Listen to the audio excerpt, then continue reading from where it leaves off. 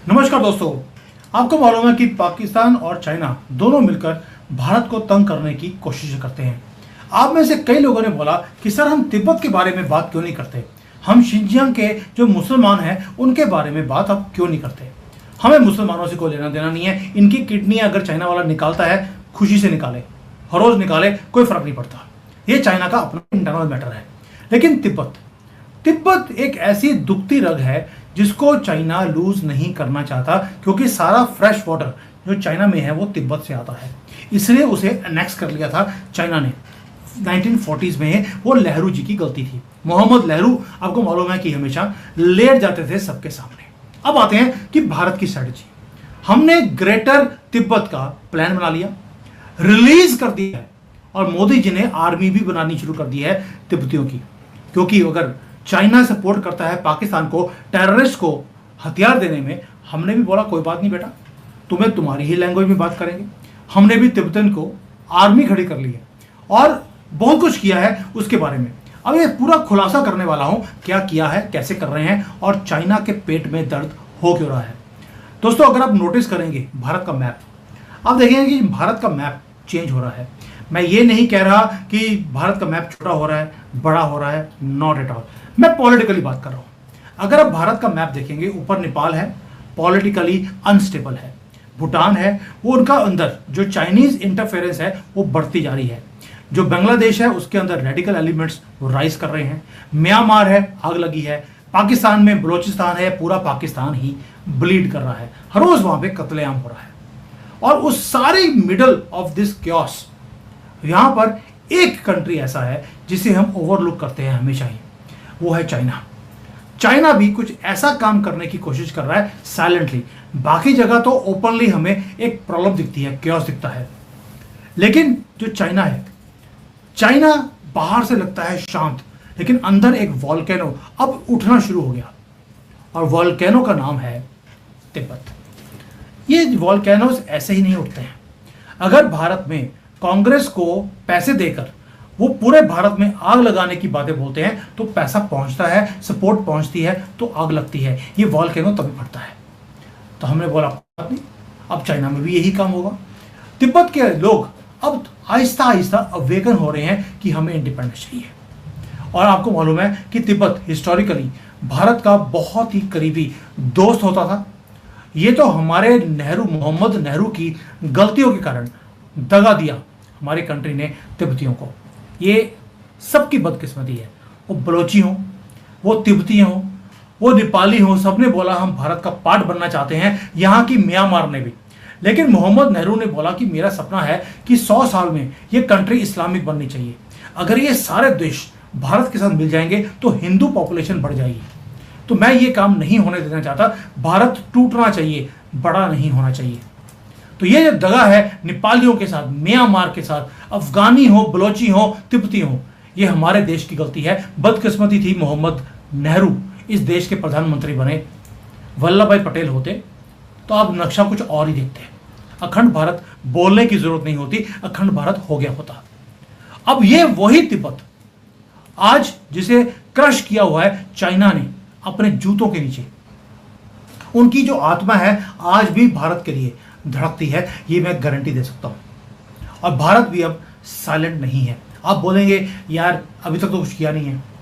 और भाई हमारी जो गवर्नमेंट है उन्होंने और तिब्बतियों ने मिलकर एक जॉइंट मास्टर प्लान बनाया है जो शॉक वेव्स भेज रहा है चाइना के अंदर। और ये जो तिब्बत के लोग हैं ये भारत के साथ मिलकर काम क्यों कर रहे हैं, वो भी मोदी जी के साथ? कुछ तो रीजन होगा। अभी तक जब कांग्रेस की गवर्नमेंट थी तब तो कभी आगे आई नहीं।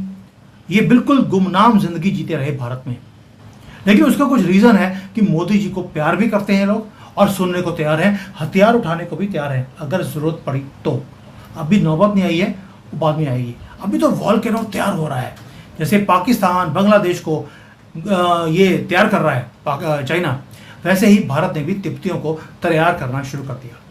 पहले थोड़ा सा हिस्ट्री देखते हैं, फिर बताऊंगा आज क्या हो रहा है।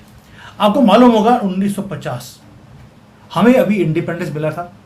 उस वक्त चाइना ने क्या किया, एक ऐसा इन्वेजन किया तिब्बत के अंदर, और वहाँ के जो कंट्री पूरा का पूरा तिब्बत को इन्होंने हड़प लिया। और वहाँ पे जो स्पिरिचुअल लीडर था दलाई लामा, उसको भागना पड़ा भारत में, और भारत में हमने उसको रेफ्यूज भी दिया। आज भी रेफ्यूजी की तरह वो रहते हैं यहाँ पर। हमने वेलकम किया तिब्बतियों को विद ओपन आर्म्स। उन्हें परमानेंट होम दे दिया हिमाचल प्रदेश के अंदर धर्मशाला में।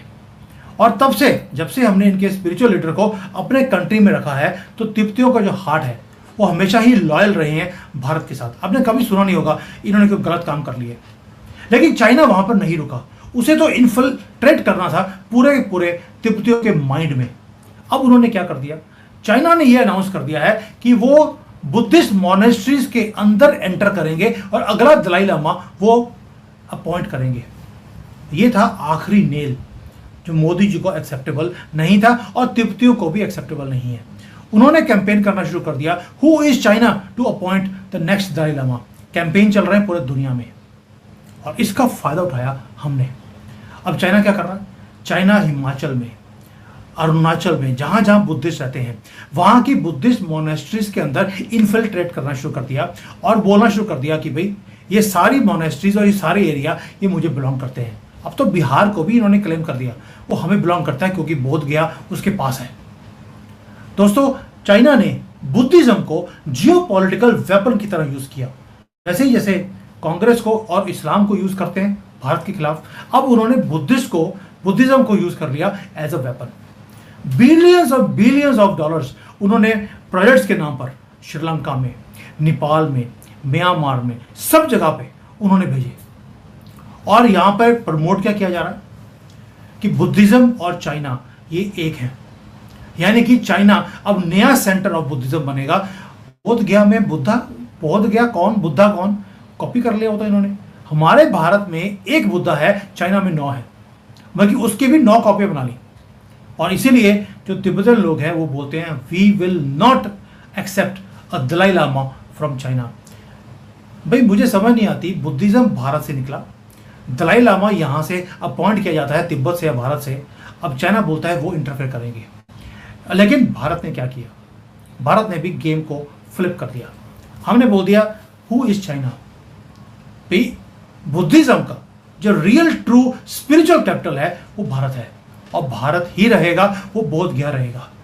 इंडियन गवर्नमेंट ने एक काम और कर दिया कि बुद्धिज्म के ऊपर जो चाइना अपनी पकड़ बनाने की कोशिश कर रहा है, आर्मी जो बना रहे हैं उसके ऊपर बाद में आऊंगा। पहले आप ये समझ लीजिए कि एजुकेशन सिस्टम के ऊपर जो बुद्धिज्म मोनेस्ट्रीज हैं वहां पर इन्फिल्ट्रेट कर उनके दिमाग को बिल्कुल खराब करने की कोशिश करी चाइना ने। हमने उसका काउंटर निकाल लिया कि जो तिब्बतियन मोनेस्ट्रीज हैं उसके अंदर न्यू एजुकेशन पॉलिसी हमने इंप्लीमेंट कर दी। और ये एक स्ट्रेटेजिक कल्चरल रेवोल्यूशन है जो मोदी जी लेकर आ रहे हैं। और ये काम मोदी जी इसलिए कर रहे हैं क्योंकि जमीन से जुड़े हुए वो आदमी है। अब ये जो मोनेस्ट्रीज हैं वहां पर सिर्फ बुद्धिज्म नहीं सिखाया जाएगा, वहां पर जो मैथमेटिक्स है, साइंस है, कंप्यूटर्स है, इंग्लिश है, हिंदी है, रीजनल लैंग्वेजेस है, ये सब कुछ सिखाया जाएगा। और जो तिब्बत के बच्चे हैं अब वो सिर्फ मॉन्क नहीं बनेंगे, अब वो डॉक्टर, इंजीनियर, टीचर्स भी बनेंगे। और ये वो लोग होंगे पढ़े लिखे जो लॉयल भी रहेंगे as citizens of Bharat. And most importantly वो हमेशा ग्लोबल स्टेज के ऊपर भारत का स्टैंड लेंगे चाइना के खिलाफ। तब कह रहे हूं कि यहां पर एजुकेशन देनी जरूरी थी। उसके बाद आर्मी है, अब इनकी आर्मी भी खड़ी की जा रही है तिब्बतियों की। आपको याद होगा गलवान हो या डोकलाम हो, वहां पर एक ही काम हुआ था, वहां पर तिब्बत की जो लोग थे वो वहां पर पहरा दे रहे थे, बिकॉज इनको हाई एल्टीट्यूड्स पे रहने की आदत है जहां पर ऑक्सीजन भी कम होती है। यानी कि एजुकेशन भी हमने दे दिया, लॉयल्टी टू इंडिया भी कर दी, लामा हमने बोल दिया हम ही अपॉइंट करेंगे, तुम कौन होते हो, ऊपर से आर्मी खड़ी कर ली। दोस्तों ये सिर्फ एजुकेशन या आर्मी की बात नहीं है, आर्मी तो हमारे पास भी बहुत है, पंजाबी हैं, गोरखा है, जाट है, जो मर्जी कह लीजिए, आई डोंट नो कितने तरह की आर्मीज हैं। ये हमारे नेशनल सिक्योरिटी की एक स्ट्रेटेजी भी है, क्योंकि जो ये मोनेस्ट्रीज है, ये बुद्धिस्ट वाली, ये हमेशा बॉर्डर के पास मिलती है आपको पूरे नॉर्दर्न सेक्टर में। क्योंकि जब तिब्बती आए तो उन्होंने सबने बॉर्डर के ऊपर अपने रैन बसेरे बना लिए, वहां पर मोनेस्ट्रीज भी बना लिए। अब वहां के जब यूथ को आप आर्मी की ट्रेनिंग देंगे प्लस एजुकेशन देंगे तो वो एक रेजिस्टेंस बनते हैं, आपके इन्फॉर्मर भी, ऊपर से रेजिस्टेंस टू चाइनीज इन्फ्लुएंस। अगर चाइना कभी एंटर करने की कोशिश करेगा तो हमारी आर्मी खड़ी है नॉर्मल कपड़ों में, लेकिन है वो आर्मी, अग्निवीर वहां पहुंच गए हैं, लेकिन तिब्बतियों में से। और यही चीजें हैं जो चाइना को हर्ट कर रही हैं, क्योंकि अब क्या होगा, जो तिब्बतन कल्चर है वो अब अंदर से ग्रो भी करेगा, प्लस वो मिक्स करेगा इंडियन सिविलाइजेशन के साथ मैच करेगा। जब वो modern education and traditional education दोनों इकट्ठे रहेंगे, plus our system of learning.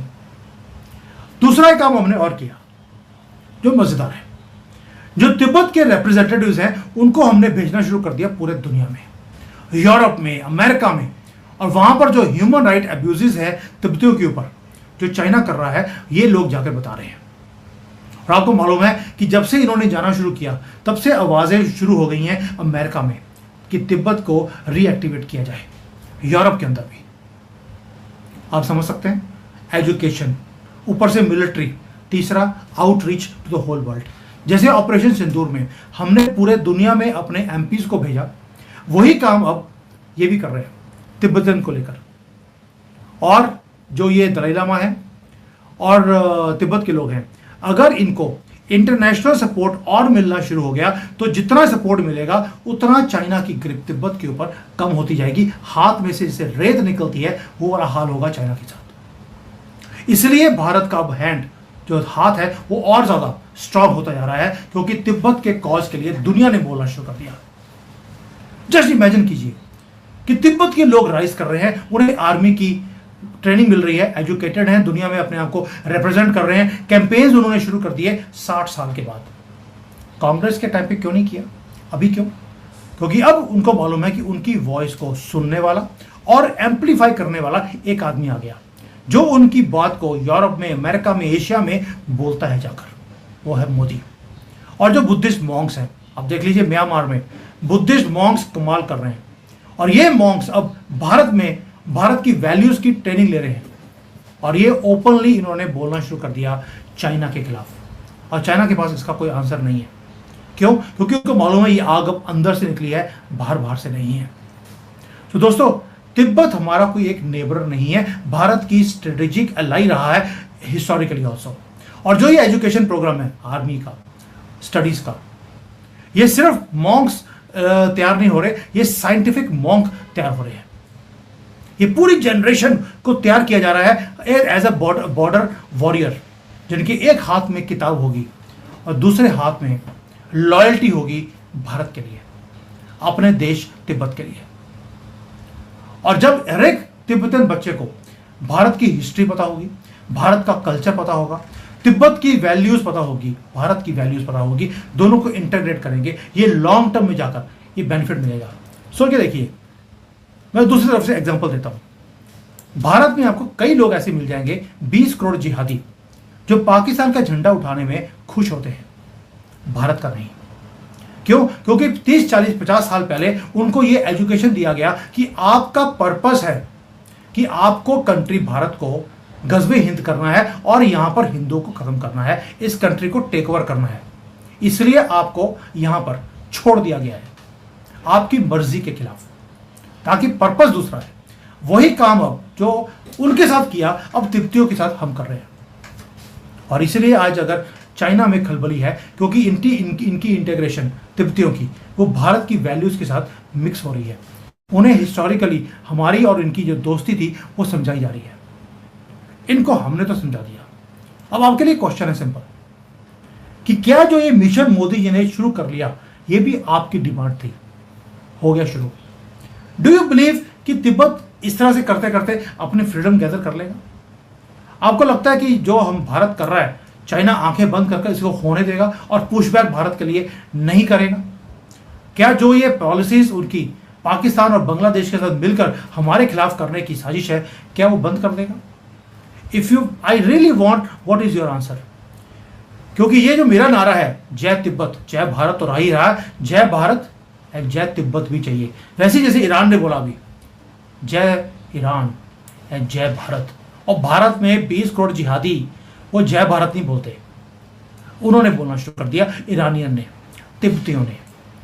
और आप में से भी कई अभी सेक्युलर हिंदू है जो जय भारत बोलने में उनको लगता है यार ये कॉम्युनल है, ये सेकुलर वर्ल्ड नहीं है।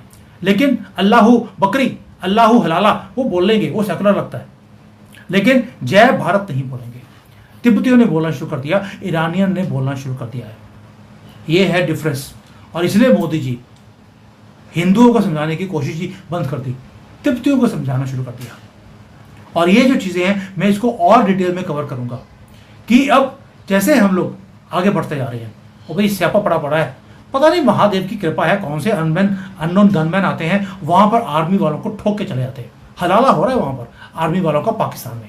ये काम बांग्लादेश में भी शुरू होगा, चिंता मत कीजिए। उधर से मिशन तिब्बत वो शुरू हो गया है।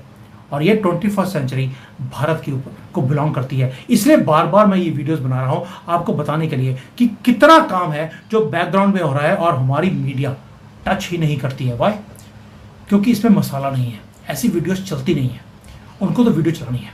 बट ये रियलिटीज ये आपको पता होनी चाहिए ताकि आपका सीना गर्व से चौड़ा हो इस देश के लिए और इस गवर्नमेंट के लिए। Thank you. जय हिंद। वंदे मातरम।